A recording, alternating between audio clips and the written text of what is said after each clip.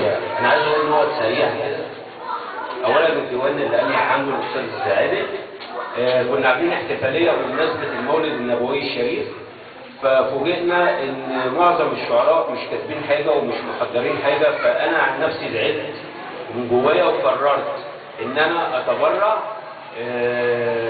باسمكم وباسم كل الكيانات في اسكندريه، ان احنا السنه الجايه ان شاء الله نكون بنحتفل والديوان قدامنا ديوان عن حضره النبي عليه الصلاه والسلام وكل شعراء اسكندريه يكتبوا فيه، وهيكون في لجنه على اعلى مستوى. اللجنه ديت ان شاء الله هتنتقي الاعمال اللي تصلح للديوان ويكفي المشاركه. فان شاء الله عايزين كل الناس تشارك، وان شاء الله في المولد النبوي الشريف كلنا نكون بنحتفل في كل الصالونات الادبيه بهذا الاصدار اللي هنحفز بيه كل المحافظات ونستفز مشاعرهم عشان يبقى عندنا 24 28 ديوان في حب حضره النبي عليه الصلاه والسلام. دي اول نقطه. النقطه الثانيه يعني سريعا كده، كنا بنتناقش قبل المحاضرة، فكنا تطرقنا للقاهرة وقلنا ان القاهرة فيها اكتر من 130 ندوة شعرية. انا عايز اقول يا جماعة اي ندوة اللي بنسمعه هنا بنسمعه هنا، والناس اللي بتحضر هنا بتحضر هنا.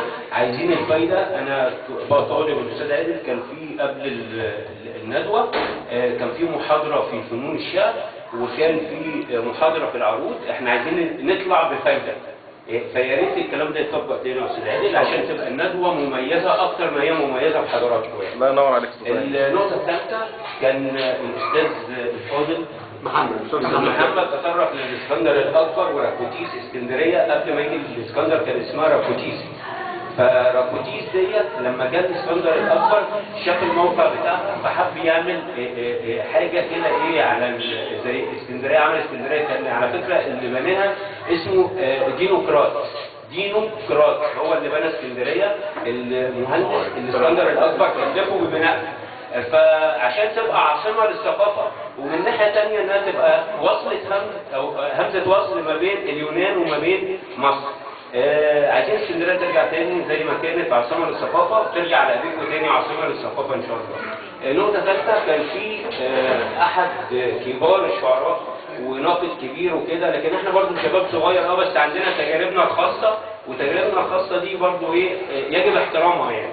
كان الناقد الكبير كان بيتكلم على ان اي عمل اي نص موزون ولكن يفتقد الشاعريه فليس شاعرا، وسكت على كده. انا احب ان انا اكمله، لان انا لما جيت اكمله بعد المحاضره عشان الناس كانت مشيت كده فما رضاش يسمعني فمشي.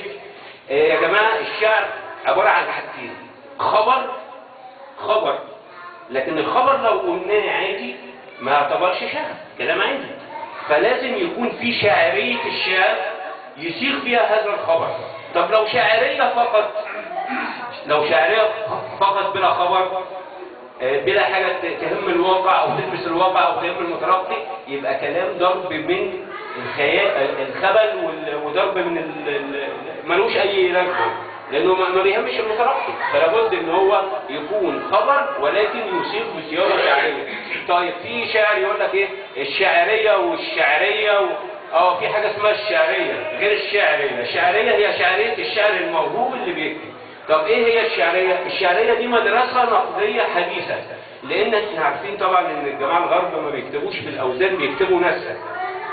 النثر بتاعهم ما فيهوش جماليات الموسيقى اللي في الشعر العربي، فعايزين يطلعوا منه جماليات، فجاء عملوا مدرسة اسمها المدرسة النقدية الشعرية. وهنا الناقد هو اللي موجود بيحاول يطلع من النصوص ما ليس فيها علشان يجمل النص، وبيروح للنص في مناطق حتى الكاتب لا يقصد ان هو يروح فيها، ولكن بيحاول يجمل النص، وهي شعرية الناقد مش شعرية الشعر.